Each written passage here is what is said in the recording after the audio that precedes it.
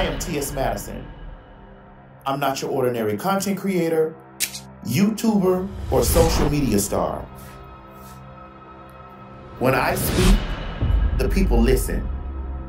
And when the people listen, change happens. When some of us have known who we were from 5 to 7 years old, we already know who we are. You know what I'm saying? Yeah. Or grow into knowing who we are. So you can't use the word lifestyle and further the stigma that comes along, you know, with identity. Yeah. And people out there don't understand that gender, sexuality, honey, and sexual orientation are 3 different things. Oh, they don't. So as I sit here with you and you say, wait a minute, I heard that man say he was wrong. Yes, I did hear it. And was going to apologize. Well, that's turned into, now I'll meet with you, not with your husband, and now you have to apologize to me. How does that happen? And I'll tell you how, and I want to look right into the camera if I can. Oftentimes when it comes to a black woman speaking up and speaking out, it goes unheard until she dies. Then once she dies, then we go back and say, well, she was right and let's make a movie about it. See, I can give you their names, Eartha Kitt. I can give you their names, Hazel Scott. I can give you their names, Fannie Lou Hamer. I can give you their names, Hattie McDaniel. All of those women took a stand.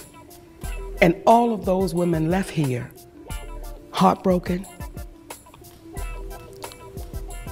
unhealthy, looking at a community saying, y'all know I'm right, but why won't anybody say anything? People were like, it was called Hot Chocolate. Ooh, Patrick. And so when I read it, I was like, wait a minute. That means I would have to kiss a guy, a grown man. And I was like, yeah, nah, I'm not doing that. And then after the script was just kind of sitting on the desk, I started to question myself as to the why. Why did I disregard the project, you know, so fast? Me, a green actor who was fresh onto the scene, who was looking for opportunities, you know, I had to really start to question myself as to the why I wasn't even considering it. And it was because I was forced to think about things that I never thought about my whole life. You know, kissing a guy. What if I like it? What if?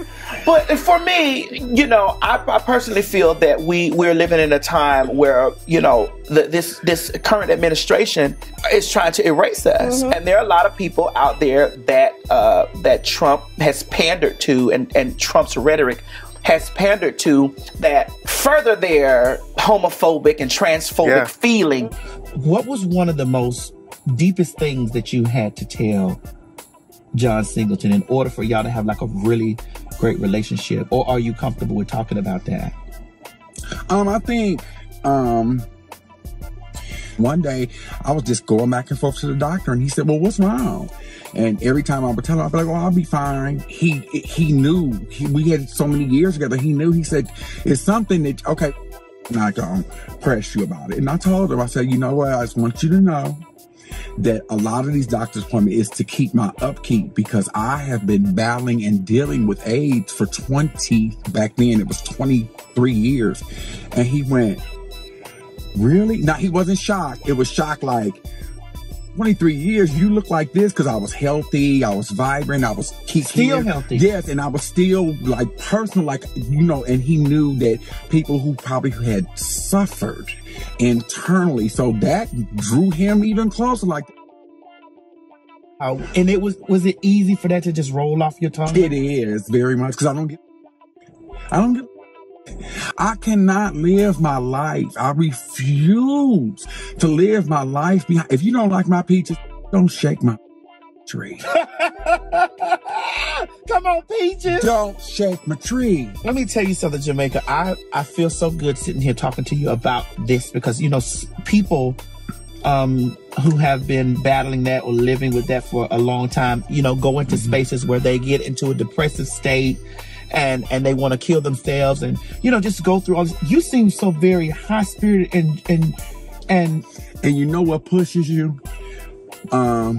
If I could just get one person if I can just do this project and touch one person. He said that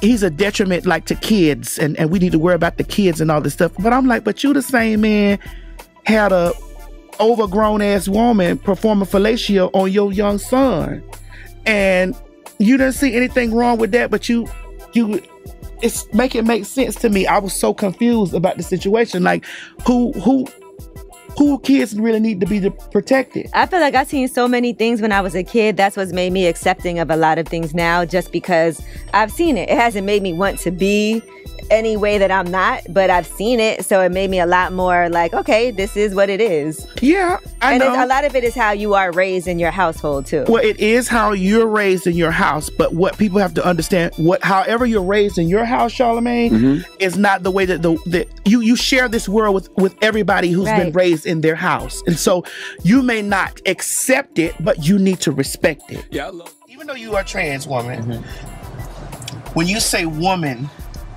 a lot of women may feel like that, you know, girl, and you saying that you equal. I'm a woman, and I am equal. Oh, I am equal. I am a woman. I am not here for no one's validation, no one's acceptance. If you have a problem with my womanhood, that is something you need to deal with. Because I am here, I am bold, I am beautiful, and I'm a good person. Respect me as a woman. I don't care if you know my experience, but allow me to have the graces that society and men naturally give me. 85% of the victims are people of color. Yes. That is a staggering number. And we are seeing it. And you are one of the voices that are saying, listen, we got to wake up here. Yes. And it is important that we wake up because we are on the same side. Because also you have been afraid for your life. Always. So you're not just speaking these words out. There are times in your journey where you have been afraid for your life. I'm still afraid for my life. Even with me being a star and going out on Beyonce's album, my own show, I'm still afraid for my life because, especially with me being so vocal about, you know, trans issues and trans rights and the unification of Black people. I'm afraid sometimes that I can be hurt. My mother is always somewhere praying on her knees, crying and saying, boo, maybe you shouldn't say this, or boo, maybe you shouldn't say that. I'm like, Mommy, it's put on my heart to say it because I need to, because they're listening to me. Now, we have great leaders like Laverne Cox, Angelica Ross, Hope Giselle, like all these women that speak, you know, so eloquently about it. But I'm hood.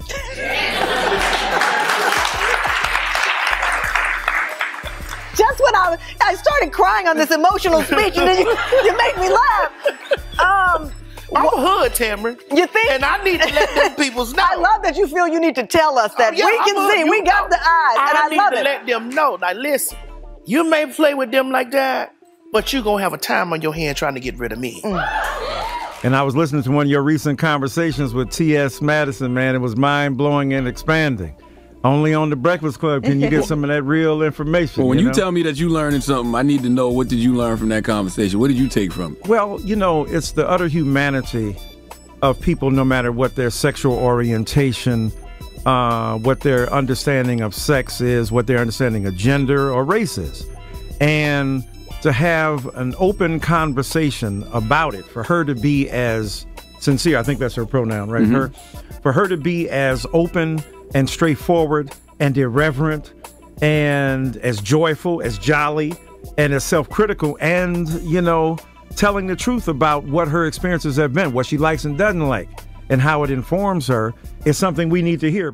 When I speak, the people listen. Change happens.